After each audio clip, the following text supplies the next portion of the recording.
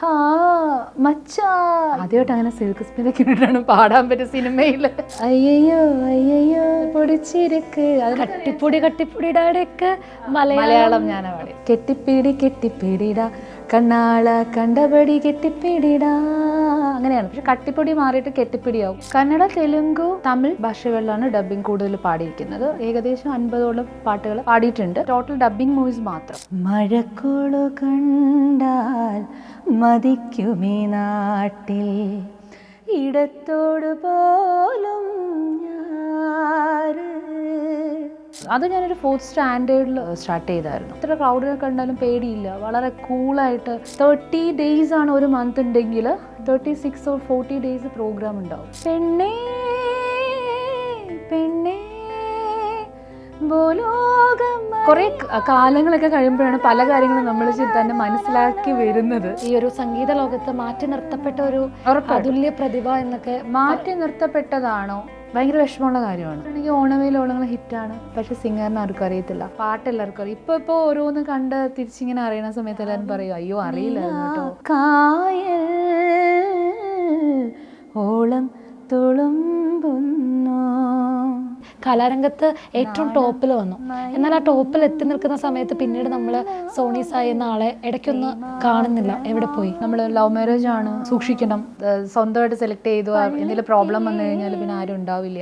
വിധിയാണോ നിമിത്തമാണെന്നൊക്കെയുള്ള ഹോമിനെ പേരൊക്കെ ഇടും പലരും രക്ഷപ്പെടാൻ, അല്ലെങ്കിൽ പല സാഹചര്യത്തിനെ നമ്മളൊന്ന് സമാധാനിക്കാനായിട്ട് അങ്ങനെയൊക്കെ പറയും.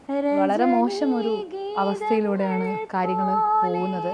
അല്ലെങ്കിൽ ഞാൻ 22nd 23rd ആ ഒരു ഏജിൽ ഞാനൊരു ഡിസിഷൻ എടുത്തില്ലായിരുന്നെങ്കിൽ ഒന്നുകിൽ ഞാൻ ഇവിടെ ജീവനോടെ ഉണ്ടാവില്ലായിരിക്കും, അല്ലെങ്കിൽ ഞാൻ ഒരു പക്ഷേ വല്ല മെൻ്റൽ ഡിപ്രഷനോ ഇതൊക്കെ ആയിട്ട് വേറെ ലെവലിലേക്ക് പോയേനെ. 1 വയസ്സും 3 വയസ്സുള്ള 2 മക്കളെ കൊണ്ട് ഞാൻ ഒറ്റയ്ക്ക് നിൽക്കുമ്പോൾ എൻ്റെ മുന്നിൽ ഡാർക്ക്നെസ് മാത്രമാണ്. എന്ത് ചെയ്യണമെന്ന് എനിക്കറിയത്തില്ല. രാവിൻ നീലാക്കായൽ ഓളം തുളുമ്പുന്നു. ലൈവ് അഗെയിൻ ഞാൻ സ്റ്റാർട്ട് ചെയ്യണം ഇങ്ങനെ ഭയങ്കരമായിട്ട് ഇപ്പോൾ പ്ലാൻ ചെയ്തുകൊണ്ടിരിക്കുന്ന ഒരു പ്രേമാർദ്രമാകുന്നു. ഹായ് ഹലോ, എല്ലാവർക്കും നമസ്കാരം. ഇന്ന് എന്നോടൊപ്പം ഉള്ളത് മ്യൂസിക് കമ്പോസറും പ്ലേബാക്ക് സിംഗറുമായ സോണി സായിയാണ്. വെൽക്കം. ഹായ്. അപ്പം എനിക്ക് തോന്നുന്നു സ്റ്റേജ് ഷോകളിലൊക്കെ ഒരു നിറ സാന്നിധ്യമായിരുന്നു. വർഷങ്ങൾക്ക് മുന്നേ തന്നെ ആ ഒരു എനർജറ്റിക് ഗേൾ ആയിട്ടാണ് സോണി സായി വരുന്നത്. അപ്പം ശരിക്കും പറഞ്ഞാൽ ഈ ഗാനമേളയിലൊക്കെ ഏത് പാട്ട് പാടിയിട്ടാണ് ശരിക്കും തുടങ്ങുന്നത്? ആ ഒരു പാട്ട് പാടി തന്നെ നമുക്ക് ഇന്റർവ്യൂ തുടങ്ങാം. ഗാനമേളയിൽ ശരിക്കും പറഞ്ഞാൽ വെറൈറ്റി എന്ന് പറയുന്ന ഒരു സിംഗറിന് വേറെയും മെലഡി സിംഗർ വേറെ എപ്പോഴും ഉണ്ടായിരുന്നു.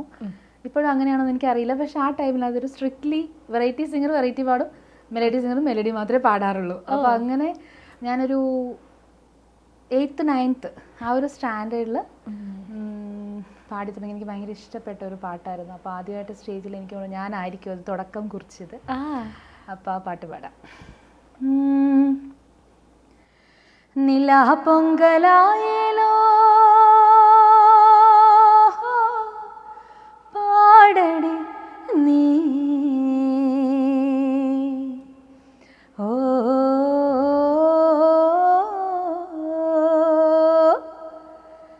മഴക്കോളു കണ്ടാൽ മതിക്കുമീ നാട്ടിൽ ഇടത്തോട് പോലും ഞാറ് തണുപ്പോടുമാ നാട്ടിൽ നിങ്ങളും വായോ ഓ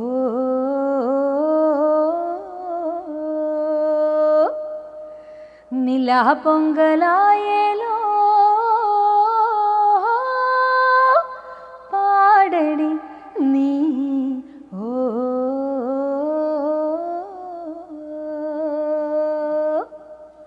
എനിക്ക് ഈ പാട്ടിനൊരു പ്രത്യേക ഒരു സൗണ്ടോ അല്ലെങ്കിൽ അത് കൊടുക്കുന്നൊരു ഫീല് എനിക്ക് വേറൊരു ഭാഗ്യം കിട്ടിയിട്ടുണ്ട്.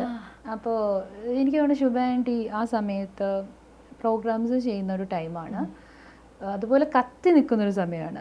നമ്മുടെ എ റഹ്മാൻജിയുടെ പാട്ടൊക്കെ പാടി ഒരുപാട് അങ്ങനത്തെ പാട്ടുകൾ പാടി മലയാളത്തിലും എൻ്റർ ചെയ്തൊരു ഡിഫറെൻറ്റ് വോയിസോട്. ഇപ്പോൾ എനിക്ക് തോന്നുന്നു അങ്ങനത്തെ വോയിസ് ഇഷ്ടം മാതിരി മലയാളം സോങ്സിൽ വരുന്നുണ്ട്. പക്ഷെ അന്നത്തെ കാലഘട്ടത്തിൽ അത് റെയർ ആയിരുന്നു. അങ്ങനെ കയറി വന്ന സമയത്ത് എനിക്ക് സ്റ്റേജിൽ കൂടെ പാടാൻ പറ്റി. സെയിം സോങ് ശുഭാജിയുടെ കൂടെ പാടാൻ പറ്റിയിട്ട് അപ്പം അതെനിക്ക് ഭയങ്കര, അതൊക്കെ ഒരു കലാകാരി എന്ന നിലയ്ക്ക് ഏറ്റവും ഭാഗ്യം ഉള്ളൊരു കാര്യമാണ്. ഗാനമേളകളിൽ എന്നും ഒരു എനർജറ്റിക് ആയിട്ടുള്ളൊരു ഗേൾ. എത്ര വയസ്സിലാണ് സോണി ഗാനമേളയിൽ ഞാൻ പാടി തുടങ്ങുമ്പോൾ ഫസ്റ്റ് ഞാൻ ഡിവോഷണൽ സോങ്സ് ആണ് പാടുന്നത്. അത് ഞാനൊരു 4th സ്റ്റാൻഡേർഡിൽ സ്റ്റാർട്ട് ചെയ്തായിരുന്നു.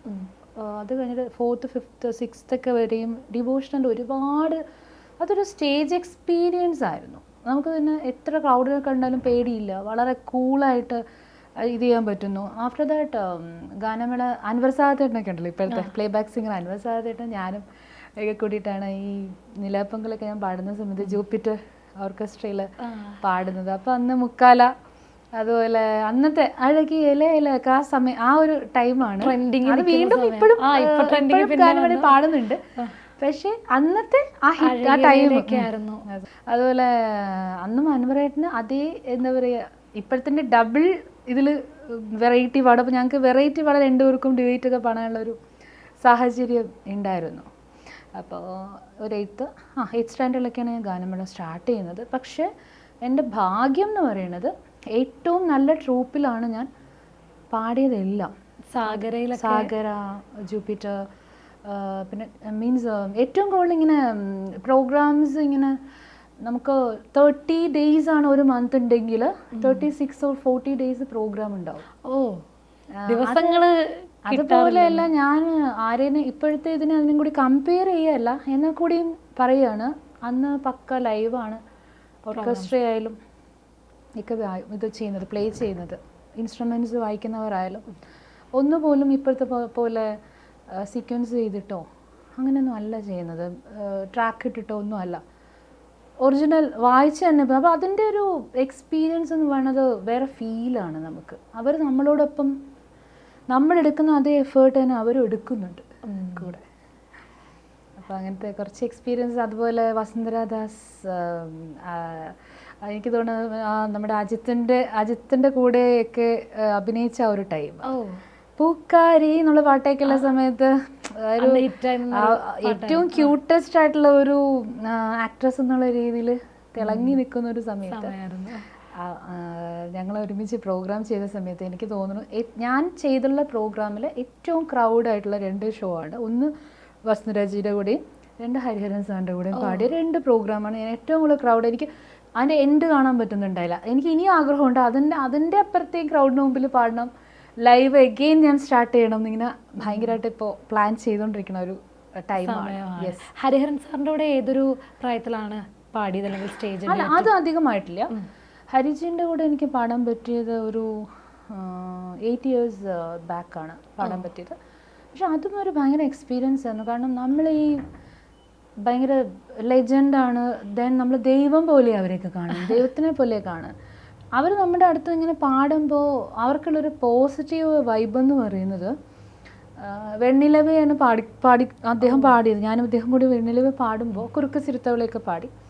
അപ്പോൾ അദ്ദേഹം പെണ്ണേ പെണ്ണേ ഭൂലോകം അറിയാതെ അതൊക്കെ പാടിക്കഴിഞ്ഞിട്ട് പിന്നെ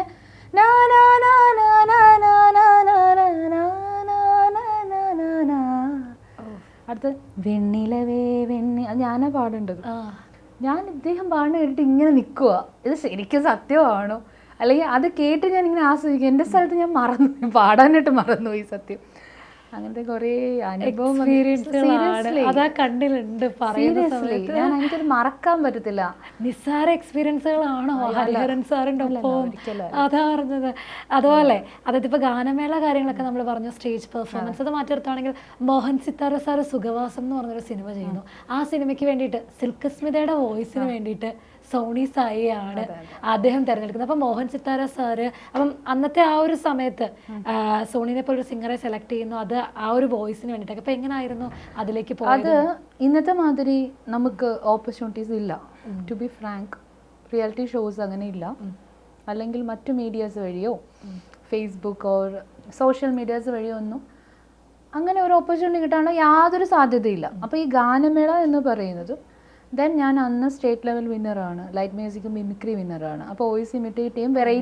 വെറൈറ്റി സിംഗിങ്ങിന് ആദ്യമായിട്ട് ഓരോരുത്തരായിട്ട് കയറി വരുന്ന സമയത്ത് ഏകദേശം ഞാനാണെന്ന് തോന്നുന്നു ആ സമയത്ത് ആദ്യമായിട്ടൊക്കെ വെറൈറ്റി സിംഗിങ് കൊണ്ടുവരുന്നത്. അപ്പോൾ അന്ന് സെലക്ട് ചെയ്യുന്നത് എന്ന് പറയുന്നത് ഇവർ മ്യൂസിക് ഡയറക്ടേഴ്സ് ഓർക്കസ്ട്രേഷൻ ചെയ്യുന്നവരോട് ചോദിക്കും ഇങ്ങനൊരു വെറൈറ്റി വോയിസ് വേണം, അപ്പോൾ ആരുണ്ടെന്ന് ചോദിക്കും. അവരാണ് സജസ്റ്റ് ചെയ്യുന്നത്. ഇങ്ങനെ നോക്കാം, ഇപ്പോൾ മോഹൻ സാറ് വിളിച്ചു, പെട്ടെന്ന് തന്നെ എനിക്കത് പാടാൻ പറ്റി, പക്ഷെ ചെറിയ ഏജിലാണ് പാടിയത്. അപ്പോൾ അവിടെ ഒരു ചലഞ്ച് എന്ന് പറയുന്നത് ഒരു എക്സ്പ്രഷൻ ഇടാൻ ശരിക്കും നമ്മൾ മനസ്സിലാക്കണമല്ലോ. ചില എക്സ്പ്രഷൻസ് എന്ന് പറയുന്നത് നമ്മുടെ ചില ഞാൻ പറയുന്നത് ഒരു ജനറേഷൻ ഗ്യാപ്പുണ്ടേ, ഇപ്പോഴത്തെ ഒരു ജനറേഷൻ വെച്ചിട്ട് ഞാൻ ഒരിക്കലും പറയുന്നതല്ല. നമ്മുടെ അന്നത്തെ ഒരു ഇതെന്ന് പറയുന്നത് നമ്മൾ കുറേ കാലങ്ങളൊക്കെ കഴിയുമ്പോഴാണ് പല കാര്യങ്ങളും നമ്മൾ തന്നെ മനസ്സിലാക്കി വരുന്നത്. ബട്ട് ഇപ്പം അങ്ങനെയല്ല, ചെറിയ കാലത്ത് തന്നെ പല കാര്യങ്ങളും കുട്ടികൾക്ക് അറിയാം, മീഡിയ ഒക്കെ ഉള്ളതുകൊണ്ട് എല്ലാ കുട്ടികൾക്ക് അറിയാം. അപ്പോൾ ഞാൻ ഇങ്ങനെ പറഞ്ഞു, ഓരോ ജസ്റ്റ് നമ്മളെ ഫുള്ള് ഓർക്കസ്ട്രയൊക്കെ ലൈവാണ് അന്നൊക്കെ, അല്ലാണ്ട് ഇപ്പോഴത്തെ മാതിരി ഒരു ട്രാക്ക് ആയിരുന്നു. പിന്നെ പാടാൻ പറയുന്നു, ആരെങ്കിലും ഓരോ ട്രാക്ക് പാടി വെച്ചിരിക്കണമെന്നുള്ള സീനില്ല. അപ്പോൾ തന്നെ പറഞ്ഞു ഫസ്റ്റ് ഇങ്ങനെ ഒരു ഫീല് മാത്രമേ ഉള്ളൂ, പാട്ട് ട്യൂണില്ല. മച്ചാ ഈ സാധനമാണ് പറയേണ്ടത്. അപ്പോൾ ഞാൻ ഭാഗ്യത്തിന് എനിക്ക് തോന്നുന്നു മിമിക്രി ആൻഡ് വോയിസ് ഇമിറ്റേഷൻ അതൊക്കെ ഉള്ളത് കൊണ്ടാവാം ഞാനത് കറക്റ്റായിട്ട് അധികം അവർക്ക് ലാഗ് ചെയ്യാണ്ട് ചെയ്തായിരുന്നു. അത് കഴിഞ്ഞിട്ട് പിന്നെ എല്ലാം അതിൽ കോറസ് പോർഷൻസ് ആണ്, ഇടയ്ക്കിടയ്ക്ക് കൂടുതൽ എക്സ്പ്രഷൻസ് ആണ്. ആദ്യമായിട്ട് അങ്ങനെ സിൽക്ക് സ്മിതൊക്കെ ഇട്ടിട്ടാണ് പാടാൻ പറ്റും സിനിമയിൽ. ആ എക്സ്പ്രഷൻസ് കൂടെ ഇടേണ്ടി വന്നല്ലോ. അത് പാടിയത് കൊണ്ടുള്ള ഗുണം എന്ന് വെച്ചാൽ പിന്നീട് വന്ന ഡബിങ് മൂവീസിൽ കെട്ടിപ്പൊടിയിടാ, അയ്യോ പത്തിക്കിച്ച്, പിന്നെ അങ്ങനെയുള്ള അയ്യയ്യോ ഇഷ്ടം അത് പൊടിച്ചിരിക്ക്, അതിന് അയ്യയ്യോ ഇഷ്ടം എനിക്ക്, അങ്ങനത്തെ വരികളൊക്കെ വെച്ചിട്ടുള്ള പാട്ടാണ്. നമുക്കറിയാം കട്ടിപ്പൊടിയുടെ ഒക്കെ മലയാളം ഞാൻ പാടിയത് ഒരു 2 വരി ഒന്ന്. അയ്യോ അത് ശരിക്കും കോമഡിയാ, വേറെ ഒന്നും അല്ല കേട്ടോ. കെട്ടിപ്പിടിടാ കണ്ണാള കണ്ടപടി കെട്ടിപ്പിടിടാ, അങ്ങനെയാണ്. പക്ഷെ കട്ടിപ്പൊടി മാറിയിട്ട് കെട്ടിപ്പിടിയാവും. അത്രേ ഉള്ളൂ. കട്ടിപ്പൊടി പാട്ടൊക്കെ എനിക്ക് തോന്നുന്നു ഇപ്പോഴത്തെ ഞങ്ങളുടെ ജനറേഷൻ പോലും ആ പാട്ടൊക്കെ ഭയങ്കര ഇപ്പോഴും അങ്ങനെ ആൾക്കാർ പാടി നടക്കുന്ന പാട്ടാണ്. അതിൻ്റെ മലയാളം വേർഷൻ പാടിയത് സോണിയാണ്. അപ്പം 2 വരി ഒന്ന് അത് പാടുമ്പോൾ റെക്കോർഡിംഗ് സ്റ്റുഡിയോയുടെ അവിടെ നിന്ന് നമ്മൾ സൗണ്ട് എഞ്ചിനീയറിനെ കാണാനുള്ള ഒരു കൺസോൾ ഓപ്പൺ ആയിരിക്കും, ഗ്ലാസ് ആയിരിക്കും. ഞാനത് മൂടാൻ പറഞ്ഞു ആദ്യം ഫസ്റ്റ്. കാരണം എനിക്ക് ലിറിക്സ് വായിച്ചിട്ട് ഒന്നാമത് ചിരി വന്നു, ഒന്നാമത് അതിൻ്റെ ഒരു ഇത്. അതായത് അമ്പെളിക്ക് പൊൻവെളിച്ചം അന്തിവരെ മെല്ലെ കെട്ട് പൊടിച്ചു വാ, അങ്ങനെ എന്തൊക്കെയോ ആരാരും കാണാതെ വേഗം നീ വാ, അങ്ങനെയൊക്കെയുള്ള വരികളാണ്.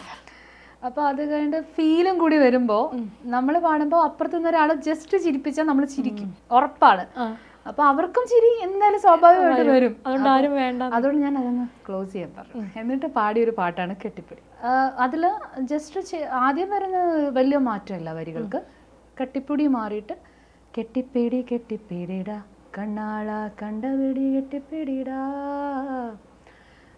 കട്ടിൽ വരെ കൂടെ പോരടാ. അത് അധികം മാറ്റേണ്ട കാര്യം വരുന്നില്ല, മലയാളം പോലെ തന്നെയാണല്ലോ ഏകദേശം ഉള്ളത്. പിന്നെ വരുന്നതാണ് ഈ പറഞ്ഞ വരികളൊക്കെ.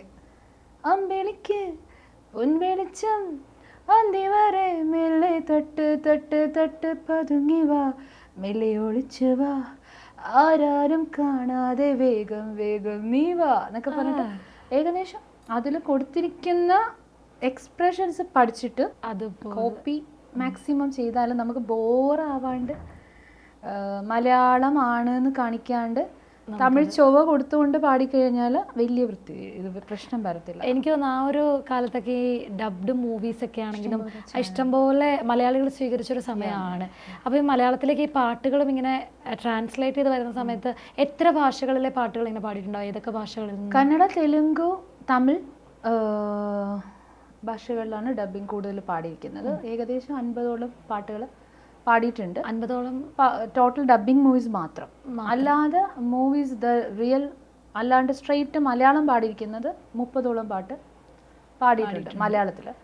അതുപോലെ കാവാലം സാറിൻ്റെ ഭരതൻ എഫക്റ്റ് എന്ന് പറഞ്ഞിട്ടൊരു മൂവി, ബിജു മേനോൻ സയൻറ്റിസ്റ്റ് ആയിട്ടുള്ളൊരു, ഓർമ്മയുണ്ടോയെന്ന് എനിക്കറിയില്ല. അതിനകത്ത് കാവാലം സാർ തന്നെ എഴുതി ട്യൂൺ ചെയ്ത ഒരു പാട്ട് പാടാൻ ഭാഗ്യം കിട്ടിയിട്ടുണ്ട്. ഫോക്കായിരുന്നു. ഇത് പറയാൻ കാരണം ഇതെല്ലാം ഒരു വെറൈറ്റി, അതിനകത്ത് പല ഹമ്മിങ്സ് എന്ന് പറഞ്ഞിങ്ങനെ നമ്മൾ ഈ ട്രൈബൽ മൂഡ് വരുമ്പോൾ അവരുടെ ടോൺ വേറെ ആയിരിക്കും. നമ്മളെപ്പോലെ വളരെ ക്ലിയർഡ് ആയിട്ടുള്ള ഒരു ട്യൂണിലല്ല പാടേണ്ടത്.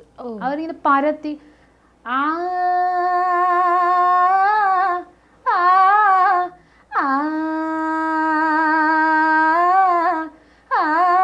ഈ ഒരു രീതിയിൽ മാറ്റി പാടണം. അപ്പോൾ ഇതൊരു പ്രാക്ടീസോ അല്ലെങ്കിൽ വലിയൊരു എക്സ്പീരിയൻസോ ഒക്കെ തന്നെയാണ് നമുക്ക് അദ്ദേഹത്തിൻ്റെ കൂടെയൊക്കെ നമുക്ക് വർക്ക് ചെയ്യാൻ പറ്റുമെന്നുള്ളത്. അദ്ദേഹം കുറേ പേര് ഓഡീഷനെ വിളിച്ചിട്ടാണ് എന്നെ സെലക്ട് ചെയ്യുന്നത്. അപ്പോൾ എന്നെ സംബന്ധിച്ചിട്ട് അതൊക്കെ വലിയൊരു അംഗീകാരം ആയിട്ട് ഞാൻ കൊണ്ട് നടക്കുന്നത്. ഇപ്പോൾ ഭാഷകളുടെ കാര്യം പറഞ്ഞപ്പോഴാണെങ്കിലും ഇപ്പം യൂസഫ് അലി കേച്ചേരിയൊക്കെ ഇപ്പം പല പാട്ടുകൾ, അതായത് മാധവ മാമവ ആ പാട്ടുകളും അതുപോലെ തന്നെ ഒരുപാട് പാട്ടുകൾ ഈ സാൻസ്ക്രിറ്റ് ലാംഗ്വേജ് ആണെന്ന് പോലും അറിയാതെ നമ്മളിപ്പോഴും മലയാളമാണ് അങ്ങനെയൊക്കെ പറഞ്ഞു നടക്കുന്ന പാട്ടുകളുണ്ട്. അപ്പോൾ ശരിക്കും ഈ ഭാഷ മാറുന്നതനുസരിച്ച് ശരിക്കും പാട്ടിൻ്റെ ആസ്വാദനത്തെ അത് ബാധിക്കുന്നുണ്ടോ? ഒരിക്കലും ഇല്ല. കാരണം ഞാൻ സംസ്കൃതത്തിലുള്ള ഒരു സമസ്യാഹ എന്ന് പറഞ്ഞ മൂവി മ്യൂസിക് ചെയ്ത ആളാണ്. അതുപോലെ സംസ്കൃതം അതേ ആ സിനിമയിൽ ഞാൻ തന്നെയാണ് ആ പാട്ട് പാടിയിരിക്കുന്നത്. പക്ഷെ അത് പാടിക്കഴിഞ്ഞപ്പോൾ എനിക്ക് കിട്ടിയൊരു വലിയൊരു അപ്രിസിയേഷൻ എന്ന് പറയുന്നത് അത് എഴുതിയത് വളരെ ജ്ഞാനമുള്ള ഒരു സംസ്കൃത പണ്ഡിതനായിരുന്നു. അദ്ദേഹം ചോദിച്ചത് എന്നോടല്ല, ഡയറക്ടറിനോട് ചോദിച്ചത്, ഈ പാടിയ ആൾക്ക് സംസ്കൃതം അറിയാമോ എന്നാണ് ചോദിച്ചത്. പക്ഷെ എനിക്ക് അറിയത്തില്ല സംസ്കൃതം. പക്ഷെ നമ്മളെല്ലാ കാര്യവും ഇപ്പോൾ ശ്രേയാജിൻ്റെ ഡെഡിക്കേഷൻ എന്ന് പറയുന്നത് ഇത്ര മനോഹരമായിട്ട് മലയാളം പാടാനായിട്ട് എന്തോരം കഷ്ടപ്പെട്ടിട്ടാണ് ചെയ്യുന്നതെന്നുള്ളത് എനിക്കറിയാം.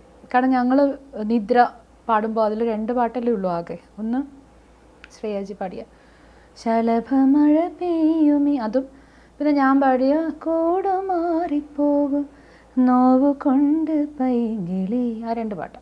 അപ്പോൾ അത് പാടുന്ന സമയത്ത് പരിചയപ്പെടാനുള്ളൊരു ഭാഗ്യം കിട്ടി. ഞാൻ ഒരുപാട് ആഗ്രഹിച്ചിരുന്ന ഒരു നിമിഷം എനിക്ക് അന്ന് കിട്ടിയത്.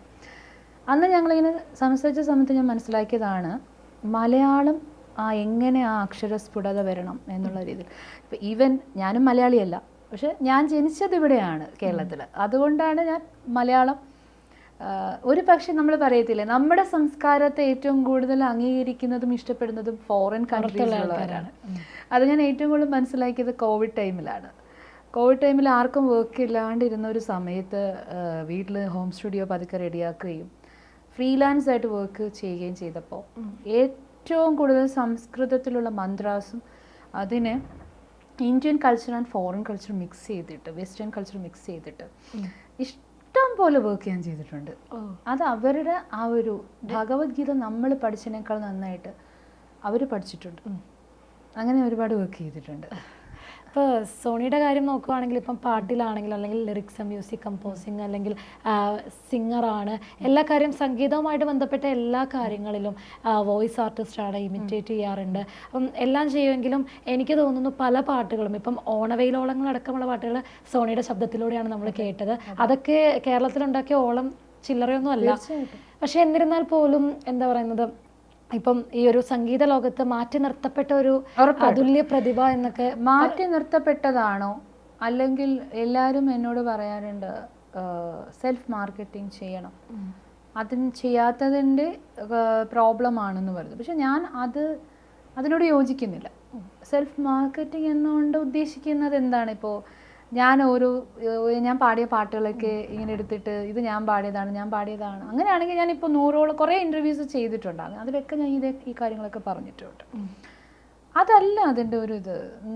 ഞാൻ എവിടെയോ ഞാൻ വളരെ തുറന്ന് സംസാരിക്കുന്ന ഒരാളാണ്. അതുകൊണ്ട് ഞാൻ പറഞ്ഞിട്ടുണ്ട്, നമ്മുടെ ഫീൽഡിലുണ്ട് പൊളിറ്റിക്സ്, സംഗീത ലോകത്തും ഉണ്ട് പൊളിറ്റിക്സ്.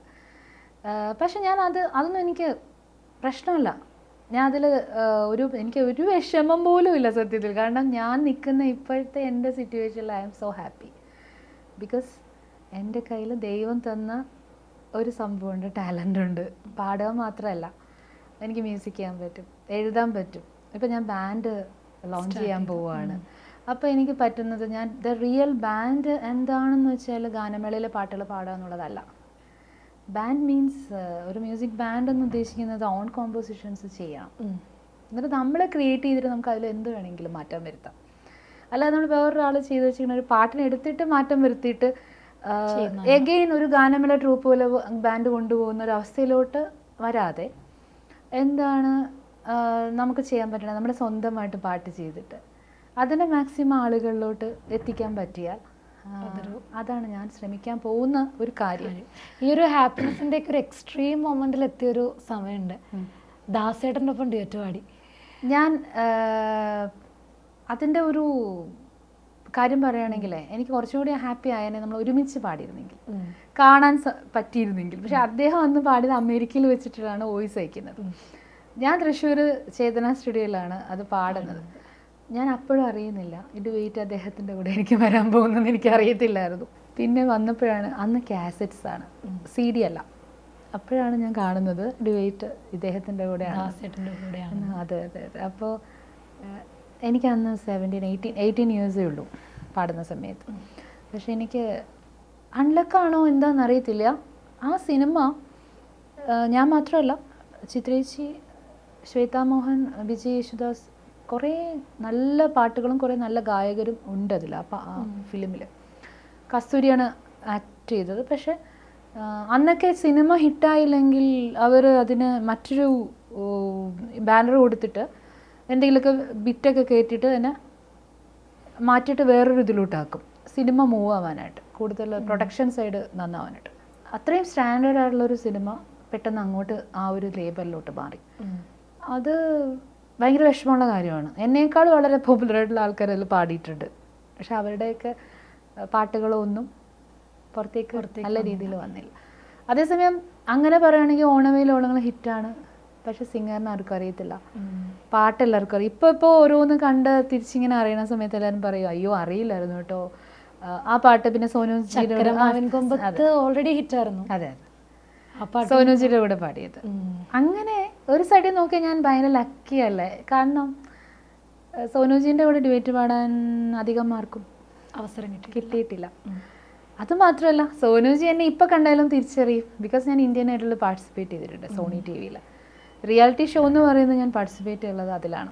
സോനു നിഗം മലയാളത്തിൽ ഓർത്തിരിക്കുന്ന ഒരു പ്ലേബാക്ക് സിംഗറിൽ ഒരാളാണ്. തീർച്ചയായിട്ടും ഞാൻ അതിൽ ഒരുപാട് സന്തോഷിക്കുന്നു, ഒരുപാട്. ഞാൻ അത് വളരെ എനിക്ക് തോന്നുന്നു സോണി, അതായത് സോണി ഈ അച്ചീവ്മെന്റ്സ് ഒക്കെ നേടിയതും ആ ഒരു പ്രായം എന്ന് പറയുന്ന ഒരു 14 തൊട്ട് 18 വയസ്സ് വളരെ ടോപ്പിൽ നിൽക്കുന്ന സമയം. കാരണം ഇന്നത്തെ കുട്ടികളൊക്കെയാണ് പഠിക്കുന്ന അല്ലെങ്കിൽ എന്തെങ്കിലും ആ ഒരു ആക്ടിവിറ്റിയിലൊക്കെ നിൽക്കുന്ന സമയം സോണി കലാരംഗത്ത് ഏറ്റവും ടോപ്പിൽ വന്നു. എന്നാൽ ആ ടോപ്പിൽ എത്തി നിൽക്കുന്ന സമയത്ത് പിന്നീട് നമ്മൾ സോണി സായി എന്ന ആളെ ഇടയ്ക്കൊന്ന് കാണുന്നില്ല, എവിടെ പോയി? അത് എൻ്റെ ഒരു പേഴ്സണൽ ഒരു ഇതായിരുന്നു, അവിടെ വെച്ചിട്ട് ഒരു വഴിത്തിരിവായിരുന്നു.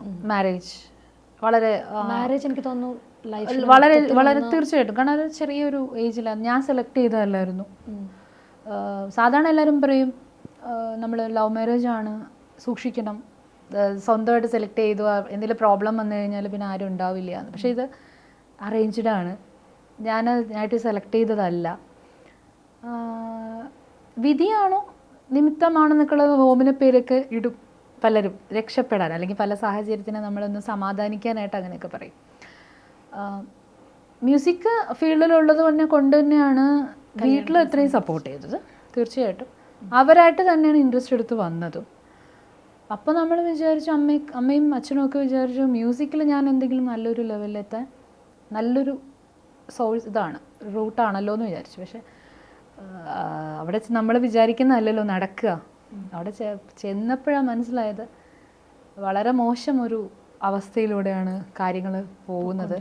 അല്ലെങ്കിൽ ഞാൻ 22nd 23rd ആ ഒരു ഏജിൽ ഞാനൊരു ഡിസിഷൻ എടുത്തില്ലായിരുന്നെങ്കിൽ ഒന്നുകിൽ ഞാൻ ഇവിടെ ജീവനോടെ ഉണ്ടാവില്ലായിരിക്കും, അല്ലെങ്കിൽ ഞാൻ ഒരു പക്ഷേ വല്ല മെൻ്റൽ ഡിപ്രഷനോ ഇതൊക്കെ ആയിട്ട് വേറെ ലെവലിലേക്ക് പോയേനെ. പക്ഷെ ഞാൻ കറക്റ്റ് ആ ഒരു ഡിസിഷൻ എടുക്കേണ്ട സമയത്ത് ഡിവോഴ്സ് വേണം എന്ന് തന്നെ പറഞ്ഞു. ഡിവോഴ്സ് ആദ്യം തരാൻ തയ്യാറായില്ല, സ്നേഹം കൊണ്ടല്ല, നാണക്കേട് കൊണ്ടിട്ട്.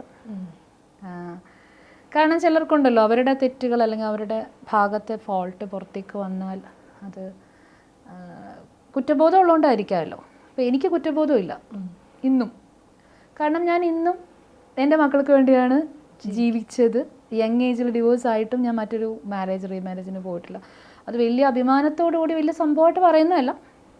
ഞാൻ അങ്ങനെ ഒരു കോമ്പറ്റീഷൻ പോലെ അതിന് കല്യാണം അടുത്ത് കഴിച്ചിട്ട് എൻ്റെ മാത്രം കാര്യം നോക്കി പോകണം എന്ന് ഉദ്ദേശിക്കുന്ന ഒരാളല്ല ഞാൻ. ഭയങ്കരമായിട്ട് ഫാമിലി ഇമ്പോർട്ടൻറ്റ് കൊടുക്കുന്നത്. എനിക്ക് തോന്നുന്നു എല്ലാ കാര്യത്തിലും ഭയങ്കര ബോൾഡായിട്ടൊക്കെ ഡിസിഷൻ എടുക്കുന്ന ഒരാളാണ് സോണി. ആ ഒരു കാലത്തൊക്കെ സ്റ്റേജ് ഷോകളിലേക്ക് പോകണമെങ്കിലും അല്ലെങ്കിൽ ഈ ഒരു ഫീൽഡ് ഞാൻ ആ ചെറിയ ഏജിൽ സ്റ്റേജ് ഷോയിൽ പോകണമെങ്കിൽ തീർച്ചയായിട്ടും എൻ്റെ കുടുംബത്തിൻ്റെ ഒരു സിറ്റുവേഷനിൽ ഞാൻ അന്ന് പ്രോഗ്രാമിന് പോയിരിക്കണം. എന്നാലാണ് എനിക്ക് അന്നത്തെ കാലഘട്ടത്തിൽ എൻ്റെ ആ ഒരു ഫാമിലീനെ നല്ല രീതിയിൽ എനിക്ക് കൊണ്ടുപോകാൻ പറ്റുന്നുണ്ടായിരുന്നുള്ളൂ. എനിക്ക് പഠിക്കാൻ പറ്റണം. എൻ്റെ സിസ്റ്റർ പഠിച്ചിട്ടുണ്ട്, എൻ്റെ ചേച്ചി സുഖമില്ല, മെൻ്റലി ചാലഞ്ച്ഡ് ആണ്. അച്ഛനാണെങ്കിൽ അങ്ങനെ വലിയ ജോലിയൊന്നും ഉള്ളൊരു ഇതല്ല. പിന്നെ ഞങ്ങൾ ഈ പറഞ്ഞ പോലെ മറ്റൊരു സ്ഥലത്തുനിന്ന് വന്ന ആൾക്കാരായതുകൊണ്ട് തന്നെ നമ്മൾ അച്ഛനെയൊക്കെ ഇവിടുത്തെ ആൾക്കാർ ഒരുപാട് പേര് പറ്റിച്ചും അങ്ങനെയൊക്കെ ബിസിനസ്സൊക്കെ ഭയങ്കര പ്രശ്നമായി. അങ്ങനെയൊക്കെയാണ്, എല്ലാം ഉണ്ടായിരുന്നു, ബട്ട് എല്ലാം നഷ്ടപ്പെട്ടു. ആ ഒരു സമയത്താണ് ഞാനൊക്കെ വളർന്നു വരുന്ന സമയത്ത് അങ്ങനെ ഒരു സിറ്റുവേഷൻ ഞാൻ കാണുന്നത്. അകത്തെവിടെയോ കിടക്കുന്ന ഒരു ഫയറായിരിക്കാം, അല്ലെങ്കിൽ എൻ്റെ ഒരു നേച്ചറായിരിക്കാം. സെൽഫിഷ് മൈൻഡായിട്ട് എനിക്ക് ചിന്തിക്കാൻ പറ്റത്തില്ല. എനിക്കെൻ്റെ ഫാമിലി എൻ്റെ കൂടെ ഉള്ളതാണ് എൻ്റെ ഹാപ്പിനെസ്, എൻ്റെ സപ്പോർട്ട്, എൻ്റെ ഒരു ബാക്ക് ബോൺ. എൻ്റെ സിസ്റ്ററിനെ മാരേജ് ചെയ്തിരിക്കുന്ന അവിടുത്തെ ആൾക്കാർ, ബ്രദറിൻ്റെ അവിടെ ഫാമിലി, എൻ്റെ ബെസ്റ്റ് ഫ്രണ്ട്, എനിക്കൊരു ബെസ്റ്റ് ഫ്രണ്ടുണ്ട് ഗീത എന്ന് പറഞ്ഞിട്ട്, ഗീത ചേച്ചി. അല്ലാതെ കുറച്ച് ഫ്രണ്ട്സുണ്ട്, എൻ്റെ സ്കൂളിലെ ഫ്രണ്ട്സുണ്ട്. ഇപ്പോഴും എന്നെ കൈപിടിച്ച് നിൽക്കുന്ന കുറച്ച് മനുഷ്യരുണ്ട്. എടുത്തു പറയുകയാണെങ്കിൽ എൻ്റെ അമ്മ എന്ന് പറഞ്ഞാൽ എല്ലാവരും പറയും അമ്മയെക്കുറിച്ച് സംസാരിക്കുമ്പോൾ വാദവരാതെ. അമ്മ എനിക്ക് തന്നത് സംഗീതം. അമ്മ നല്ലൊരു പാട്ടുകാരിയായിരുന്നു. ബാലയൊക്കെ പാടിക്കൊണ്ടിരുന്ന, നെടുമുടി സാറിൻ്റെ കൂടെയൊക്കെ ബാല ചെയ്തുകൊണ്ടിരുന്ന ആളാണ്, ബാലയ്ക്ക് പാടിക്കൊണ്ടിരുന്ന ആളാണ്. അപ്പോൾ അമ്മ എന്നെ പ്രഗ്നൻ്റ് ആയിരിക്കുമ്പോഴും അമ്മ പാട്ട് പാടാൻ പോയിട്ടുണ്ട്, പ്രോഗ്രാം ചെയ്തിട്ടുണ്ട്. അതേ ഇതിൽ തന്നെ എനിക്കും ആ ഒരു ടാലൻറ്റ്. ആൻഡ് അമ്മയും ഇതുപോലെ പ്രോഗ്രാമിന് പോയിട്ട് ഫാമിലിക്ക് വേണ്ടി ജീവിച്ച ആളാണ്. ഇന്നും അമ്മ ഫാമിലിക്ക് വേണ്ടി ജീവിക്കുന്ന ആളാണ്. അപ്പോൾ നമ്മൾ പറയത്തില്ല, ചില കാര്യങ്ങൾ നമ്മുടെ കുടുംബത്തിൽ നിന്ന് പഠിക്കേണ്ട കാര്യങ്ങളുണ്ടെന്ന് പറയത്തില്ല. അപ്പോൾ അതിലാണ് ഞാൻ വളരെ ഹാപ്പിയാണ്. സ്ട്രഗ്ലിംഗ് ഇല്ല എന്നല്ല, സ്ട്രഗ്ലിംഗ് ഉണ്ട്. കാരണം നമ്മൾ എന്നാലും ഒരു 18 വയസ്സ് അല്ലെങ്കിൽ 20 വയസ്സുള്ളൊരു പെൺകുട്ടി സ്നേഹിക്കാൻ മാത്രം പഠിപ്പിച്ച ഒരു വീട്ടിൽ നിന്ന് സ്നേഹം മൊത്തത്തിൽ നിഷേധിക്കുന്ന ഒരു വീട്ടിലേക്ക് കയറി ചെല്ലുന്നു. അപ്പം ആ ഒരു സമയത്ത് എനിക്കൊന്നും ഇമാജിൻ ചെയ്യാൻ പറ്റുന്നില്ല. ആ ഒരു പ്രായം, ഒരു 18 വയസ്സ് 20 വയസ്സിലൊക്കെ ഇത്രയും ബോൾഡായിട്ട് ഡിസിഷൻ എടുത്തുകൊണ്ട് മാറുക, അല്ലെങ്കിൽ വേറെ ഏതൊക്കെ രീതിയിൽ ഇപ്പോഴത്തെ ആൾക്കാർ എന്നോട് ഇപ്പൊ ഈ ചോദ്യമില്ലേ, ആ സമയത്താണ് ചോദിച്ചിരുന്നെങ്കിൽ എനിക്ക് ഒരു പക്ഷേ ഇങ്ങനെ ബോൾഡായിട്ട് ഇരുന്ന് ആൻസർ പറയാൻ പറ്റത്തില്ലായിരുന്നു. ഇപ്പം എല്ലാവരും ചോദിക്കും സോണി ഇങ്ങനെ ഇത്രയും ബോൾഡായിട്ട് സംസാരിക്കണേന്ന്. സീരിയസ്ലി ആ സമയത്ത് എത്രയോ ദിവസങ്ങളിൽ നമ്മൾ സങ്കടപ്പെടാത്ത ദിവസമില്ല. ഇങ്ങനെ നിന്ന ഒരു ഹൈയിൽ നിന്ന ഒരു സ്ഥലത്തു നിന്നാണ് നമ്മൾ ഒന്നും അല്ലാത്തൊരു ലെവലിലേക്ക് പോയത്.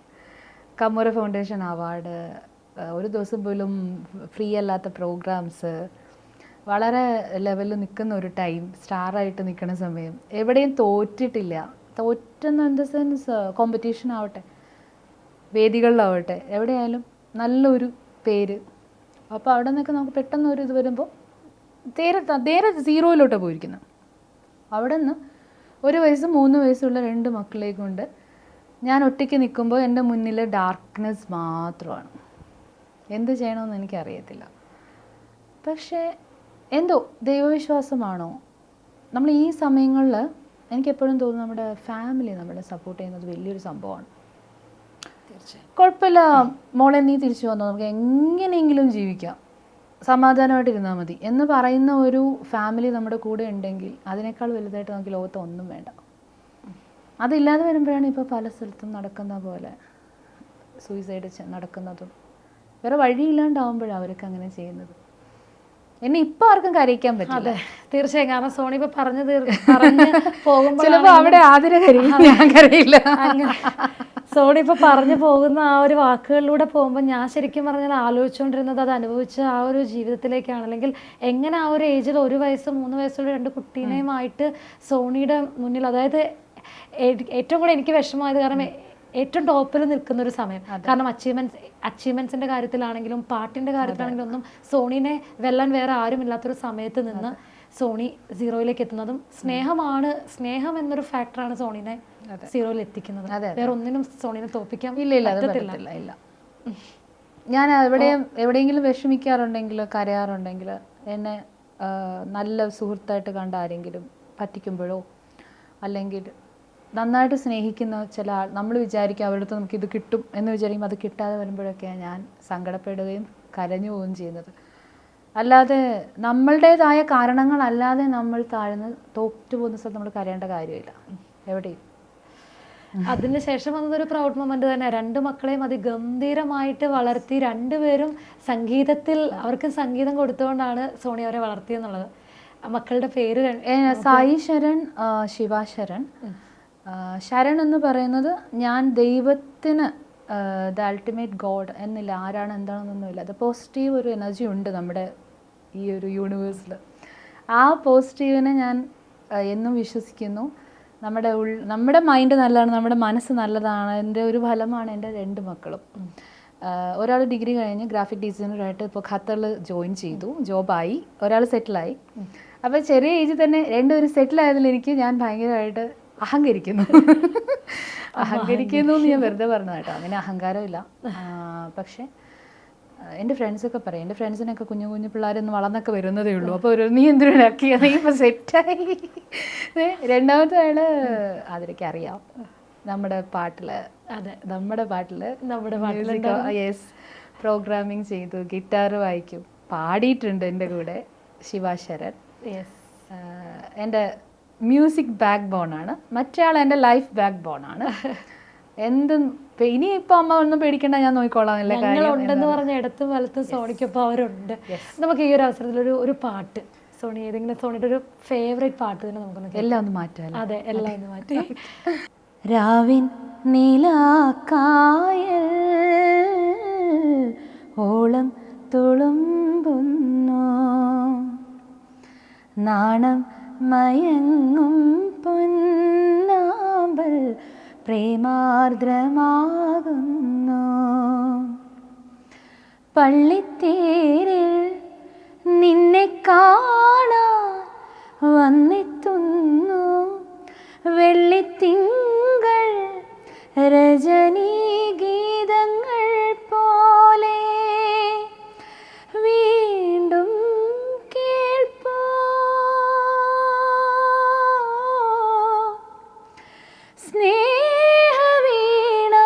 സ്നേഹവീണാനാദം അഴകിൻ പൊൻതോവലിൽ നീ പ്രണയമോ. രാവിൻ നീലാക്കായൽ ഓളം തുളുമ്പുന്നു, നാണം മയങ്ങും പൊന്നാമ്പൽ പ്രേമാർദ്രമാകുന്നു.